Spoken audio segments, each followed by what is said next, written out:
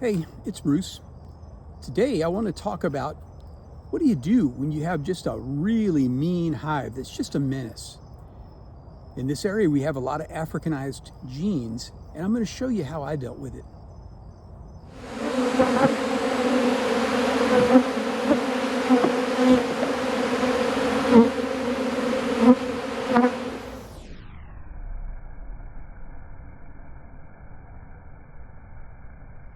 Now, most of my bees are here in my backyard. I'm a backyard beekeeper for sure.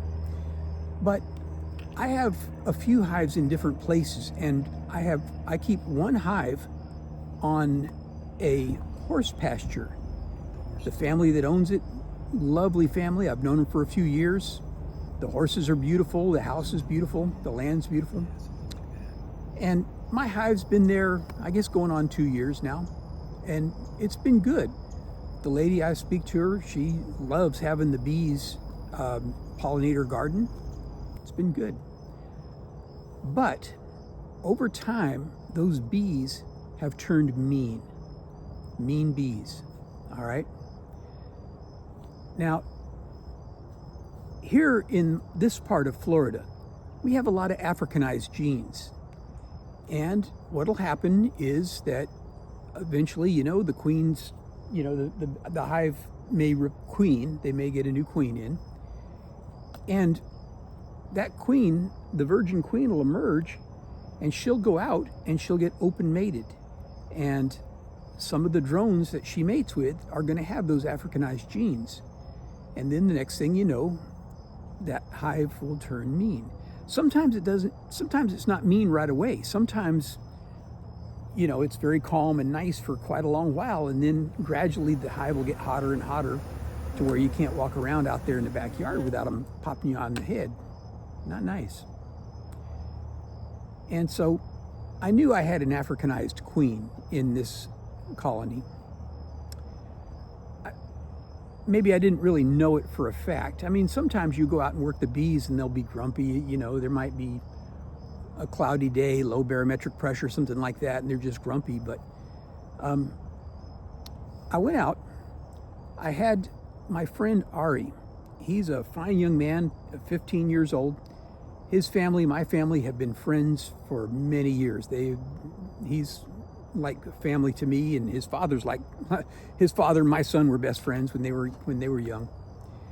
And so Ari helped me out, and we harvested 2 boxes of honey from this one hive. Okay. Now, I was wearing my normal bee hat you've seen in my other videos. It's like a little helmet thing with a mesh, or else the cowboy hat with the mesh. But this was the helmet with the mesh tucked into a regular bee suit. Man, those bees were so bad. They managed to wriggle in every single place they could. I took probably 30 stings in my neck, in my ear, They got me good. And Ari, he's a very slim young guy, and they went right up his shirt sleeve, her shirt bottom, and they stung him all in the stomach and got around, stung him in the back. He was beat up pretty bad too. Well, we harvested the honey, and we came back, and we spun out the honey, took care of the hives in this yard too. And then late afternoon, this was on Friday, we went back over to that house, and I said, we've got to find that queen. So my eyes are older now, and I don't see near as well as I once did, and that's a fact. So I figured with his young eyes and my older eyes, I took that colony apart. I took that hive completely apart. I took every single frame out, and I inspected it and handed it to Ari, let him inspect it. We didn't see a queen. I looked all in the box. I made them all upset. They were mad. They were chasing horses around. It was bad. Okay, so that was Friday. Saturday, I cleaned up some equipment and stuff, and then I just went back over there myself, and what I did was I put a baseboard down, and then I put a 10 frame deep box that was empty down. Then I put a queen excluder, and then I put a medium box, 10 frame medium box on top of that, kind of to act as a funnel. And I went through and I shook every single frame of bees into that queen excluder, smoked the heck out of them, trying to drive them all down so that hopefully I would find the queen on top of the excluder. Now, I didn't film much of that because it was just me, and I was working, but my goodness, could not find that queen. So she won round 2, or was that round 3 by then? I think that was round 3 by then, because harvesting honey first. Then I called in a super resource that I have. I called in my bee club, the South Brevard Beekeepers. Amazing. So I had several gentlemen show up. I had 4 guys plus myself. That's 5 of us, I guess. It was DC, the president of our club, a gentleman named Dustin, a gentleman named Kraz, a gentleman named Richard. Tons of experience with bees, and these guys are in our club. They're the ones who do a lot of the bee rescues for the people who reach out to our club and request that. So what we did was we looked through the top box. Now the top box basically wasn't much. It was the I'd spun out the honey. I only brought one box back with the wet supers on. That was the comb I'd already spun out. I laid that on top so they could clean it out. I will say, when I went through all those hives, I didn't really see much brood. I saw some brood, and I saw a little bit of wet brood, but not much, not as much as I was expecting. I thought that was interesting, but there was a large population of bees there. Okay, now, we started working these bees together, and you'll see a lot of carnage and a lot of bees flying, and they weren't that bad. I mean, everybody was suited up and everybody was protected. I don't think anybody really got stung. But what we did, DC took the top box off, which had the spun frames in it. The queen wasn't going to be in there. We took just a quick look there. And then he has a tool called a shaker box. The shaker box is a 5-frame nuke box that's got a queen excluder nailed to the bottom. Okay? And he just set that on top of this 10 frame, that we'd taken out, and shaking all the bees through it. With all these guys, and me included, looking hard. We looked and looked and looked. We shook all those bees out. I'll show you some of this footage. It's kind of crazy stuff.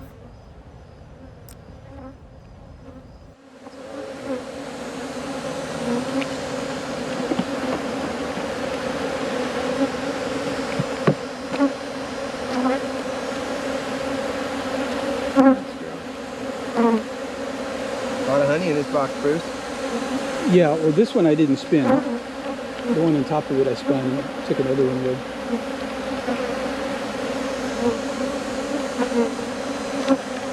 See, we'll take this one. Oh, we got.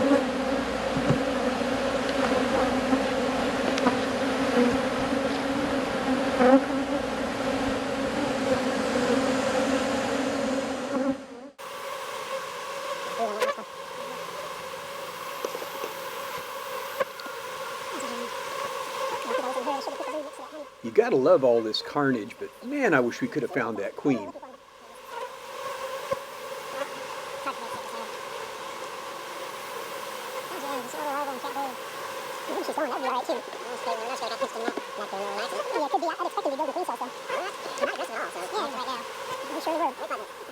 So this is the methodical process of going frame by frame and searching for this queen.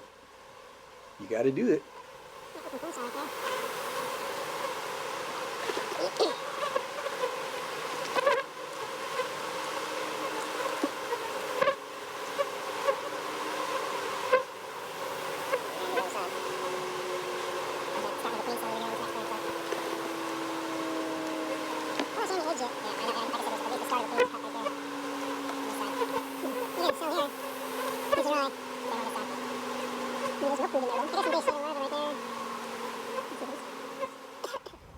What finally happened was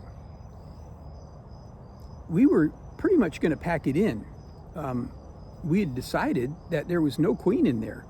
There really wasn't much brood. I mean, there was, DC found a couple of eggs, not many eggs, not much brood. But there was evidence of, evidence of a queen cup that was in the process of being torn down. So we thought, well, they must have swarmed and there's no queen in there.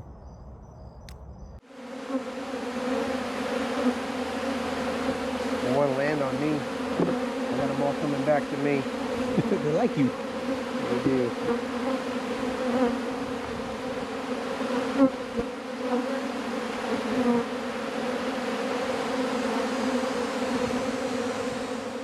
This is actually quite a bit of fun doing it this way.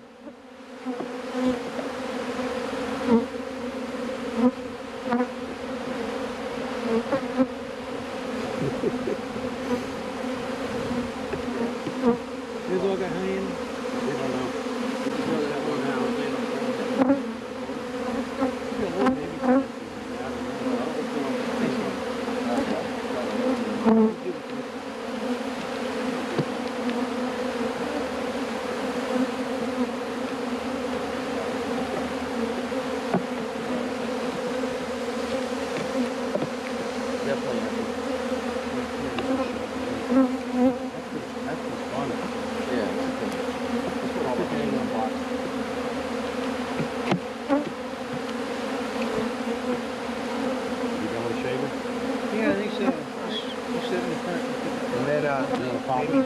No, you sit in front. Maybe you can survey all the ones on me. What happened though was it was the end of the session. We were packing up, getting ready to give it up. And Dustin decided to shake the shaker box out. DC told him to shake it out on the front of the hive, but instead he went and shook him out on the top of the hive, right on the top of the beehive. And curious me, I went over and looked, and I found the queen. Now, she was a very small girl, so probably she was a newly mated queen that had, so they'd probably swarmed not long before I harvested honey, and so she was there.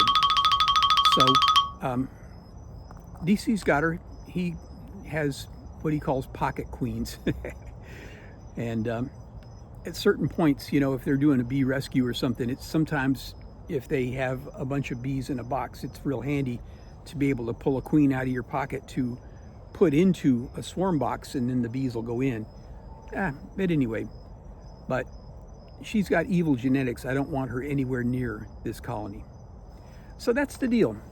So my game plan now is what I'll do. So that was on Monday. I got all those guys to come out on a Monday in the middle of the day. It was amazing. But so probably 8-9 days after that Monday, I'm going to go back out and I'm going to go through that whole colony once again, and I'm going to terminate any swarm cells that they might make, because they're queenless now and they know it. They're not happy when they're queenless. And then I'll give them another week to think about being hopelessly queenless, and I'll buy a queen and put a nice queen in there. Mission successful. Gentlemen, I sure appreciate you guys coming out.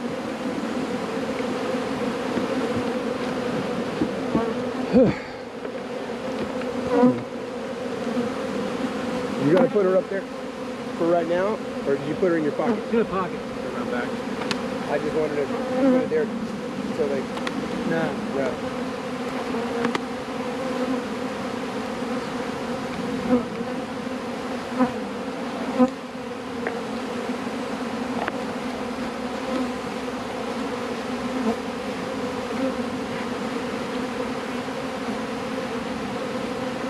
You gotta do a good head shake too.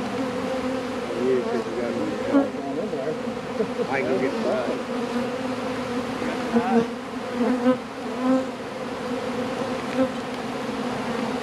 They're mutts.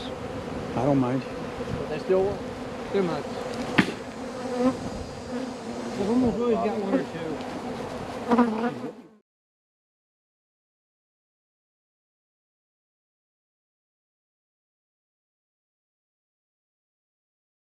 So, how do you deal with a mean queen? How do you deal with it when your hives become Africanized and they sting you and they beat you up? Not nice. Normally, it's not very difficult to deal with. Normally, we're very experienced here in Florida. Normally, what you do is you find the queen, you terminate her, you go in a week later, you terminate any queen cells they're making because you don't want those mean genetics. And then you introduce a new queen that's a nice queen with nice genetics. And in a short time, all the bees in the hive are going to be her daughters and they'll be nice and gentle. Works very well.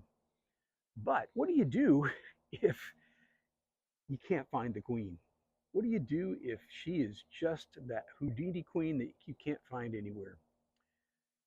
In my case, I'm very blessed and fortunate in that I had some friends who could come out and give me a hand. The South Brevard Beekeepers Rescue Team, awesome resource. But that's all I got for today. I really appreciate you sticking with me to the end.